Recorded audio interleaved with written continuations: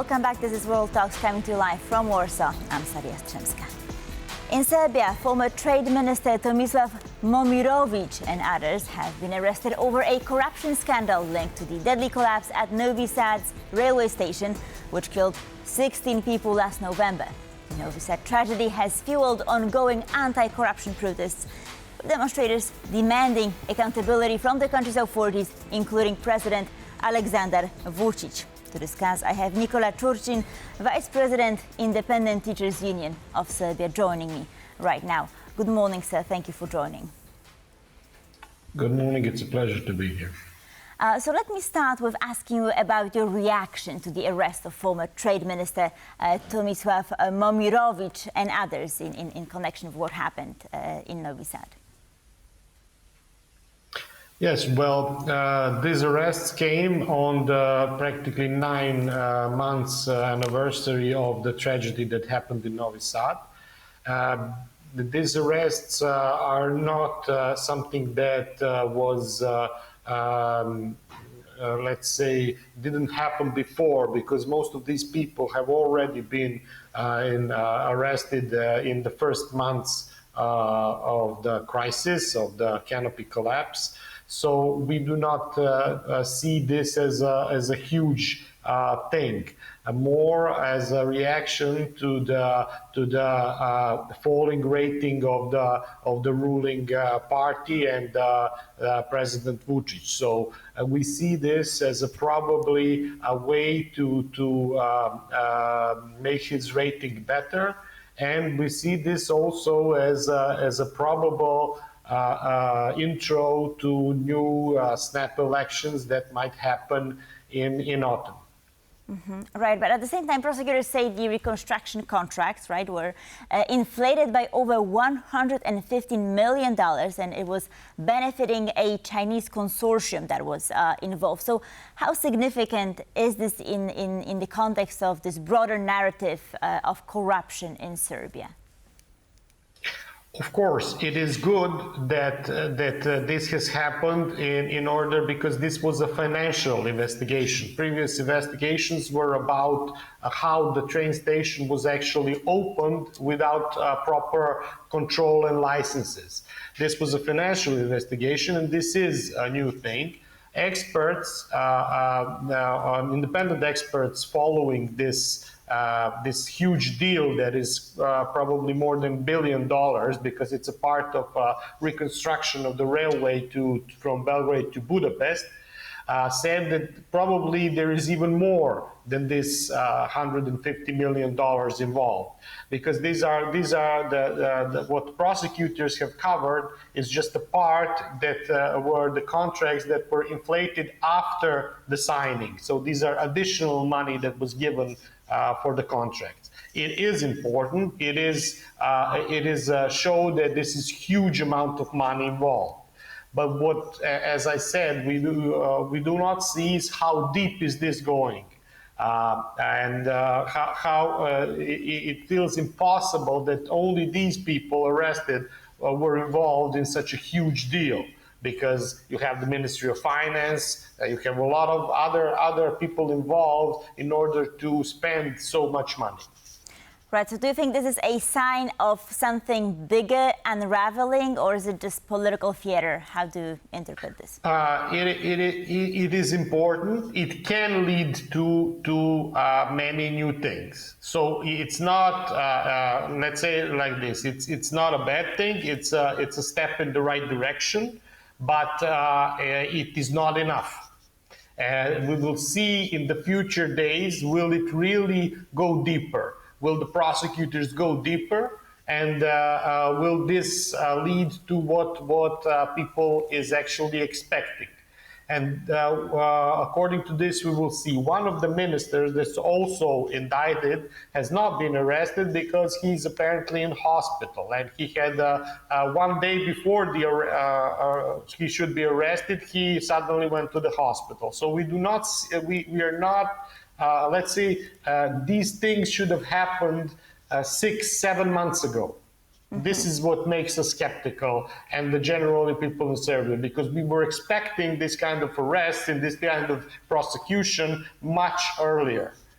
But as I said, this is a step in the right direction. It shows that a huge amount of money have probably been embezzled, and this can lead to many good things.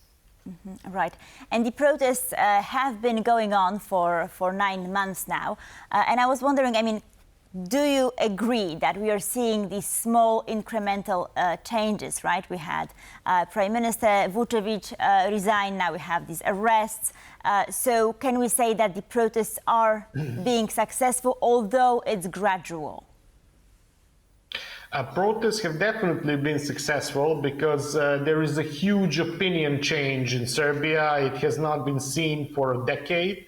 You have many independent researchers now showing that the support for on probable snap elections would be much more than 10 or 15% difference for the students list or something like that against the actual regime, and this is something that is the major change.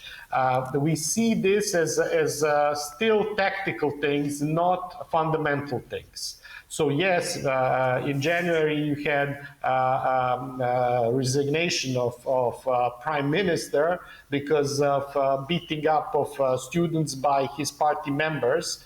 But now what we have is that we didn't get a government that is transitional. We didn't get elections. We got a prime minister that is, let's say, not a political figure, but more as somebody that is seen as a proxy of Aleksandar Vučić directly.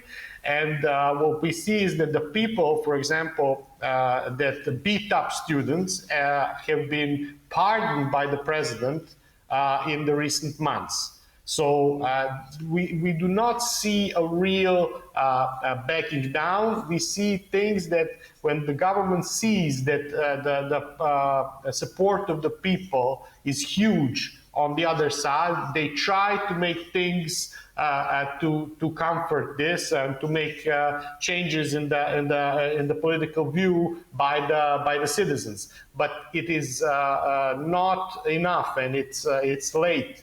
So we do not trust the government anymore, and we want to see much more. And I think at this point, only elections would be a true win for the protesters. Mm-hmm. And do you think it's achievable? Of course it is, because the crisis, generally, you know, the summer months are considered slow for protests of any kind because it's 40 degrees and a lot of people are on vacations and stuff like that. But the protest has not come down, and what we expect from September is actually an increase in the energy. So the political crisis is very deep. And I think this will lead definitely to elections. Right now, I think the government is just trying to get into these elections, but trying to get at least some chance to win. So they are now trying to improve their rating. Mm-hmm. And I think this crisis cannot go for another year. It can only last for a couple of months more. Mm-hmm. And then we will have elections. Right. Meanwhile, authorities, right, claim that some protesters were plotting violent overthrow and have made terrorism-related arrests, right? I mean, of the students. So, is anyone buying this rhetoric, and if so, then whom? Of course, there is still President Vučić, because he controls most of the media. Let's say all of the media that have public national coverage believes this, but this is only maybe 20% of the people who vote. So yes, there is people who believe that, but most of the people don't believe that, and this is a part of a widespread repression that's been going on practically last couple of months. So the repression has actually increased in past months. We have still people in prison for practically charges that have no substantiation. We had a lot of people being arrested and then after protests released. but we still have people in prison. And this is completely, these accusations are far off the charts. I mean, everybody knows that they are bogus, and these people will eventually be released, and they will be financially compensated for what happened to them, but their lives have been ruined. And I think this is a terrible thing, you know, when you have such an authoritarian regime. In order to fight it, a lot of sacrifices have to be made. So these people are making a big sacrifice, and I wish them to be released as soon as possible, because the accusations are completely out of the charts. And most of the people absolutely don't believe that, and I don't think it's a successful strategy even for the government to continue this way. By all means, and also the EU and UN, right, I mean, have urged restraint, right, and respect for the protesters' rights. So how important is international pressure in shaping Serbia's response? It's extremely important, and I think this is Serbia is a part of the EU accession process. It's part of many international institutions, and I think this pressure has actually made results, because we had a couple of months ago, we had 3 months custody for a teacher in Novi Sad, for example, and the situations like that. And this pressure has helped, and of course the protesters and everything, but this pressure has helped for these people to be released. They are now in house custody, but at least they are not in prison. So this is very important, and I think this country deserves to be the part of the European Union, deserves to be the part of countries that are democratic, and we really appreciate this support. And it's necessary now. It's necessary in the transition of power that will eventually come, and it will be necessary after, because we need to build a democratic society after this new rise of authoritarian regime. For example, you had Mr. Vučić yesterday. We had the Security Council because of the situation with Mr. Dodik in Bosnia and Herzegovina.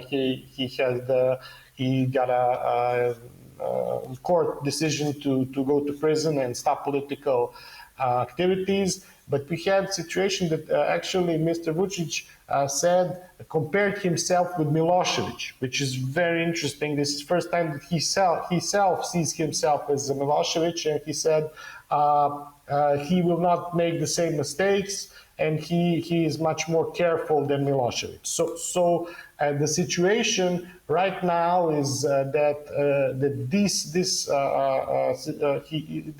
these pressures, this eye that must be very strong on rule of law and democracy in Serbia is very helpful. Nikola Ćurčin, thank you so much for joining us and for shedding more light on the issue. Much appreciated. And thank you for watching World Talks. Please stay tuned for more here on TVP World.